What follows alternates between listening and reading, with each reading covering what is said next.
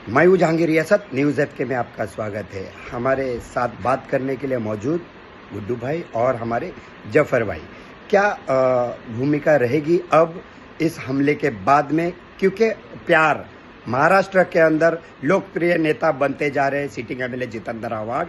आज उनके बंगले पर किस तरह से भीड़ लगी है उनके चाहने वालों के और उनके कार्यकर्ताओं। इस तरह हमला होना, बार बार हमला होना और कितना भावक है उनके कार्यकर्ता, हम सीधी बात करेंगे। जफर भाई है हमारे साथ बात करने के लिए और गुड्डू भाई। सर बताइए। शोएब भाई, हाँ वो बात में चलिए। सबसे पहले तो मैं आज जो घटना हमारे कलवा मुमरा विधानसभा के एमएलए श्री जितेंद्र आव्हाड साहब के ऊपर हुआ है उसकी मैं निंदा करता हूं। और जिस संगठन ने ये अपने ऊपर लिया है कि हमारे कार्यकर्ता थे, मैं सबसे पहले ये कहना चाहता हूं कि स्वराज संगठन जो है, ये संगठन के लोग कभी ऐसा काम कर ही नहीं सकते हैं। उस संगठन से हैं, इनका बिलोंग कर रहे हैं जहां छत्रपति शिवाजी महाराज का नाम जिसमें कहीं आता है। ऐसे लोग वो काम नहीं करेंगे। और जितेंद्र आव्हाड साहब के ऊपर जो ये हमला हुआ है, ये विचारों को लेकर के, एक तरफ जो नेता दलित, पिछड़े, अल्पसंख्यकों के लिए लड़ाई लड़ रहा है, उसके विचारों को दबाने के लिए ये जो गवर्नमेंट है इसका कहीं ना कहीं ये इसमें इन्वॉल्वमेंट है। क्योंकि कल के एक दिन पहले ही ये धमकी इनको आ गई थी कि आपके घर पे आकर के हम ये काम करेंगे, तो उसको कम से कम उनको सिक्योरिटी देना चाहिए, उनकी रक्षा करनी चाहिए। रास्ते चलते हुए अगर पूर्व कैबिनेट मिनिस्टर अगर उसके ऊपर 3 लोग 4 लोग आकर के इस तरह का हमला करेंगे तो हमारा प्रदेश कैसे चलेगा? हाँ, निंदा करता हूं मैं ऐसे। और होम मिनिस्टर से ये कह रहा हूं कि हमारे नेता की सिक्योरिटी में इजाफा करें, उनको बढ़ावा दें। नहीं तो आने वाले दिन में अगर इससे भी भयानक है, अगर आप लोगों के अंदर कंट्रोल करने की क्षमता नहीं है उपद्रवियों को, तो इससे भी खतरनाक घटना घटित हो सकती है। तो हमारे साथ और भी साथी हैं उनके पार्टी के, शोएब भाई और शोएब खान है। किस तरह से वो बताना चाहेंगे आज की घटना पर। और काफ़ी लोग एकदम, क्या कहूँ मैं आपको, थोड़ा सा बहुत ही गंभीर मामला हो गया आज उनके साथ में, सिटिंग एमएलए जितेंद्र आव्हाड के साथ। तो अब बंगले पर, विवियाना मॉल के पीछे नाथ बंगला, हजारों की संख्या में उनके कार्यकर्ता यहाँ पर मौजूद है। खास करके शोएब भाई, शोएब खान हमसे बात करेंगे। सर क्या बताएंगे आज की जो घटना हुई है सिटिंग एमएलए जितेंद्र आव्हाड के साथ? सबसे पहले न्यूज़ एफके को मैं धन्यवाद देता हूँ कि आपने मुझे भी अपनी आवाज़ पहुँचाने के लिए चुना। Thank you so much.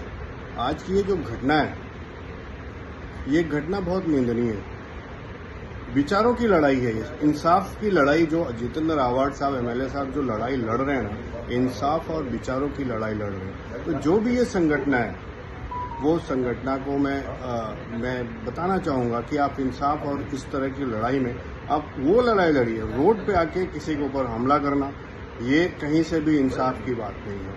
आप अपनी लड़ाई, बिल्कुल विचारों की लड़ाई आप लड़ सकते हैं। आप स्टेज से लड़िए, अपने स्टेटमेंट दीजिए। आपको कुछ चीज़ें अगर बुरा लग रहा है तो आप उस हिसाब से आप अपना स्टेज से बात करिए। मगर इस तरह से रोड पे आके किसी के ऊपर हमला करना, ये कहीं से भी कोई अच्छी बात नहीं है। तो मैं इसकी बहुत निंदा करता हूँ।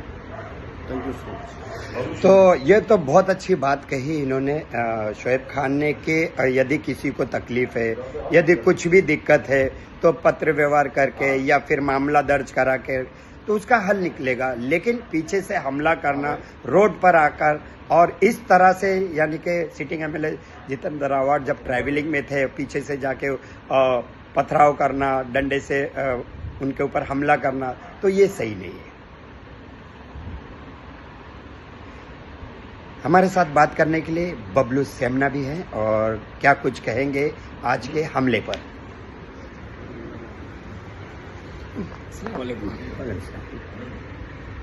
जो आज का जो हमला हुआ है, ऐसी घटना होना ही नहीं चाहिए था, मगर कोई बात नहीं।